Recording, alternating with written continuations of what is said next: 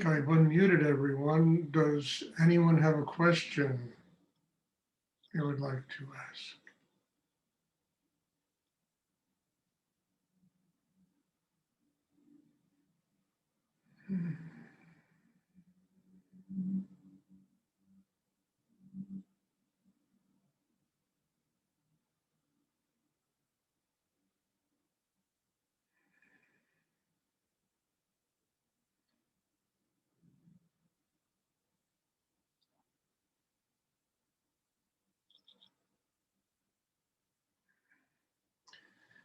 This last 10 days have been really very shocking to me in many ways. Um, I, I had people get in touch with me who I literally have been students of mine 20, 30 years ago. And it was shocking to see that these people really haven't been doing any kind of deep spiritual practice, any kind of deep opening in themselves, whether it's what I teach or somebody else teaches. And to see the fact that there's one thing that happens in life, we get older. We get older. And if we don't really do deep inner work, if we don't do something to transform ourselves inside, age itself builds so many walls around us that it really cripples us inside. And to see those people, it broke my heart because some of them I was very close to. And I see that, they really haven't done anything of a deep nature on themselves. And all that's happened is they got older. I mean, one of them had a stroke, for God's sake. I was shocked. I hadn't seen him in these 20 years. And I got a phone call, can I call him up? He had a stroke. So I called him up and he could barely talk to me on the phone. We all get older. We all get physical problems. We get emotional. We get all these walls that life builds around us. And these walls often cripple us. They really transform us into not this healthy, vital, living energy, but something that maybe is just preparing to leave the world, out of fear. And I think human beings have to recognize this. They have to do something. Otherwise, it's just we get older. And if we don't truly do deep inner work, I mean, just life itself becomes an incredibly impenetrable barrier that we have to live with every day. So I'm not suggesting people do what I do forever, the rest. What I am saying is you have to do something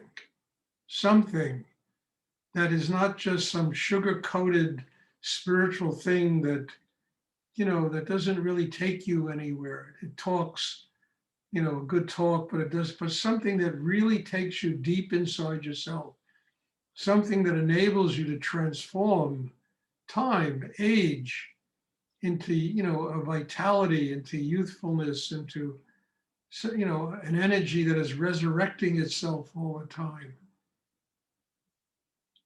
I mean, this is really important.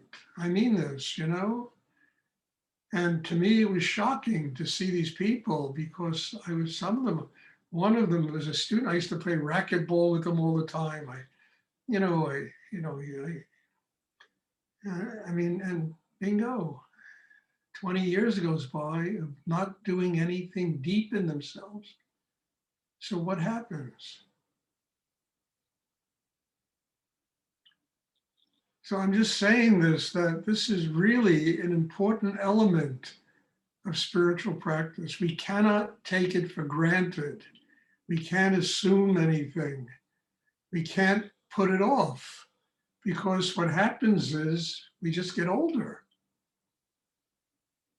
And just, go to an old age home, go to a place where people are, and see how people live as they get older. And yet, if we do deep inner work, it's a constant revitalization of our inner life.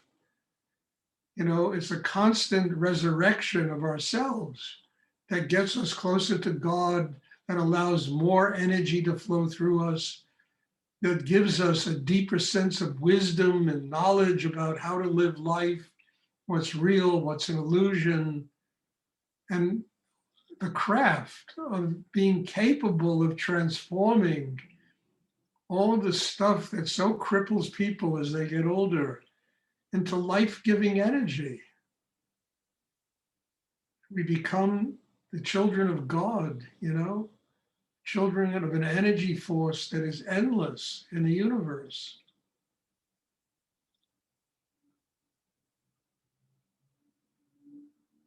And I see so many people that have, you know, I have to babysit, I have to do this, you know, and I always tell people there's 165 hours in a week. I mean, all this meditation asks for people to contribute maybe 4 or 5 hours of that 165 hours to attend the classes. And it's whatever you do. I mean, I'm saying I'm not trying to sell what I do. I'm trying to tell people that whether it's this or so, you got to do something that truly takes you deep into yourself, that can transform. You know, it's not just some whitewashing of spiritual, you know, stuff. It really is a deep inner work that helps you to transform these things into life-giving energy. Otherwise, we just get older.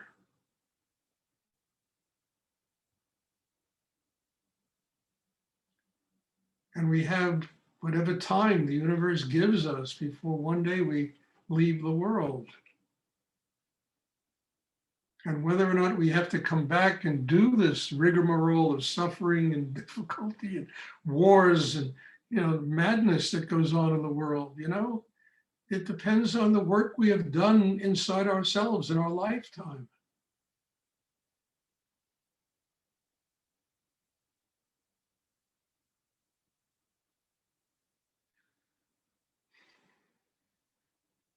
Does anyone have a question they would like to ask?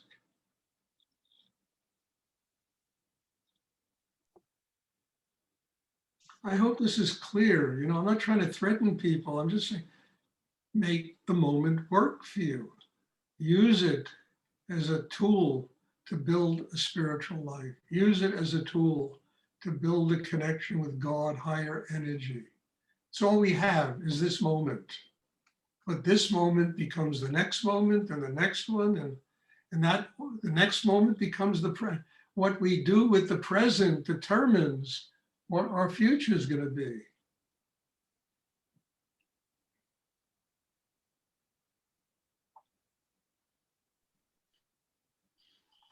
I had a question, Stuart. Yes. Just, I was just curious, but Kundalini, can you compare it with being in love, maybe? It just pops up in my mind during the meditation. If you activate Kundalini and build a strong chakra system, being in love becomes something delicious. You understand? You have the strength inside to deal with relationships, because relationships are not easy. So when you are in love, it comes from your heart, it's unconditional. You have the strength to be able to live that way and to support somebody, to let them be and respect their lives.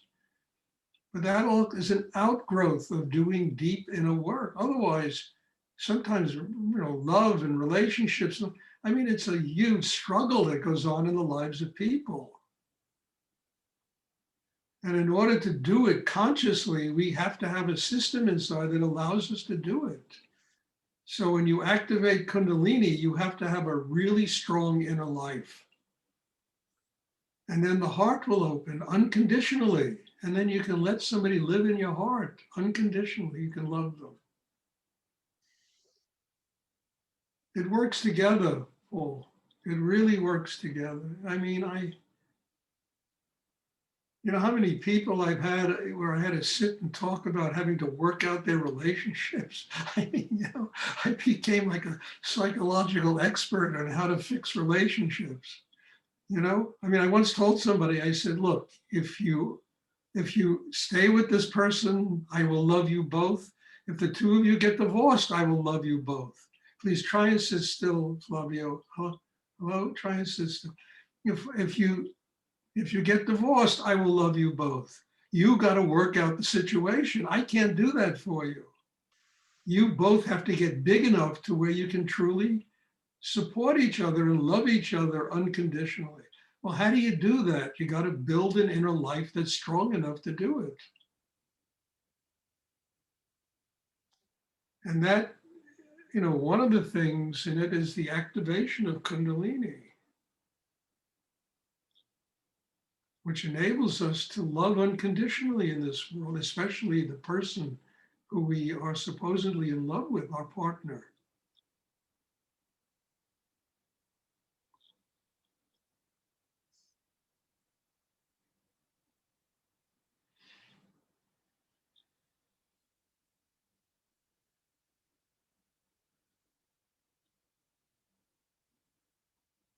And we remember that a person that we're in love with is a constant reminder to us to respect them, to love them unconditionally, to be there for them, to let them be, to let them explore their lives, to let them find out what works for them, not to sit in judgment of them, and that's love. It's 2:00. And how do you do that? You got to be really strong inside. You have to, well, in this meditation, you have to build a strong chakra system that enables you to do that kind of thing. You have the grounding, you have, you know,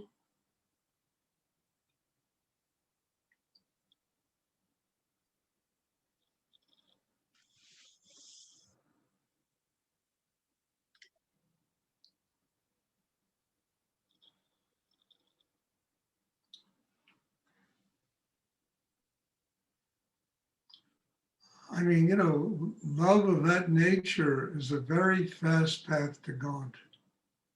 Because when you love like that on the earth, you're working out your karma. You're working out your karma. You're freeing yourself. But then there's another element to it. We need an inner life that is strong enough to do that.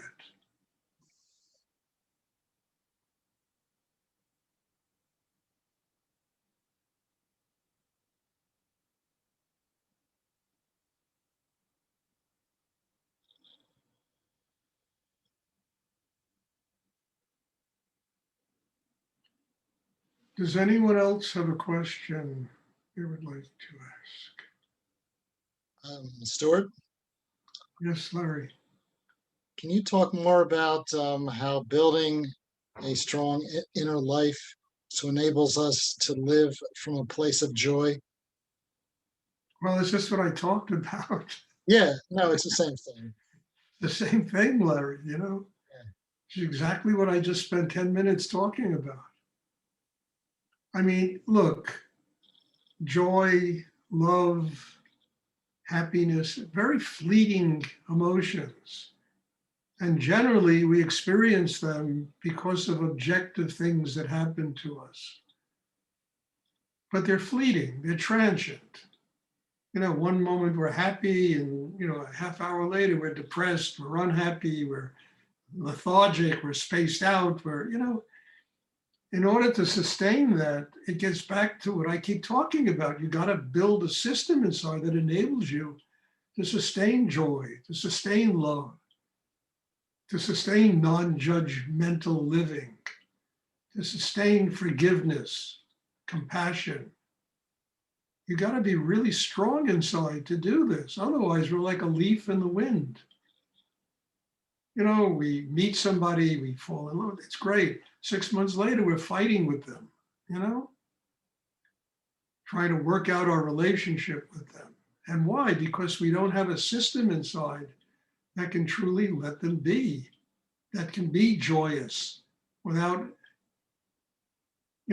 inflicting our judgment on other people.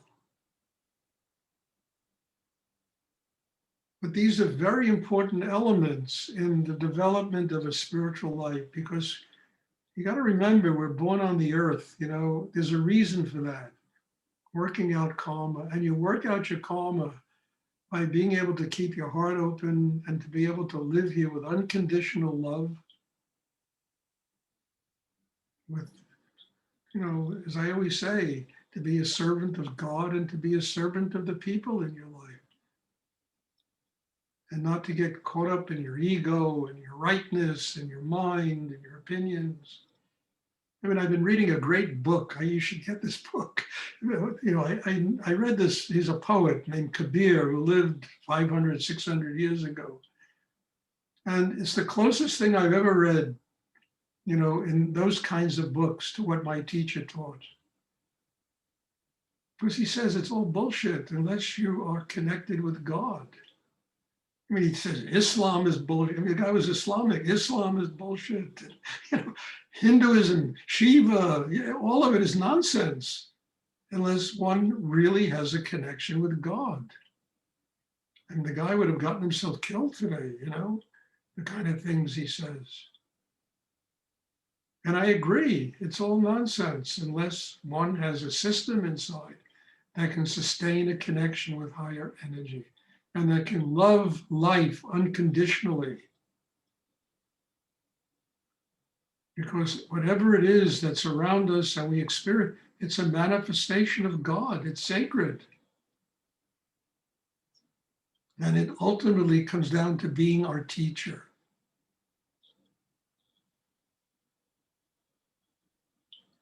And that's joy. I mean, how many times have I said happy people are enlightened people? Really. But to find a person who can sustain happiness is really, not easy.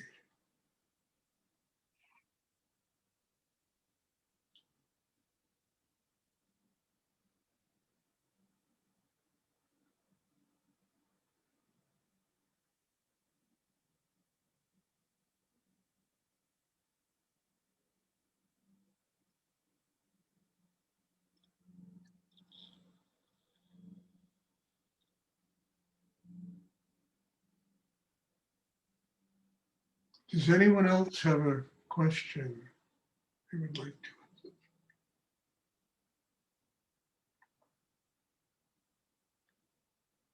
to? Okay. Let's pray for peace in Israel. God bless you all have to go through that insanity. And thank you. God bless you all. And there'll be a meditation class on Thursday. I hope you all attend. I mean, if you know people that want to come, I'm always open to having new students. So bless you all and thank you. And see you. Thank you, Stuart. You're welcome. Thank you. Thank you. Ciao.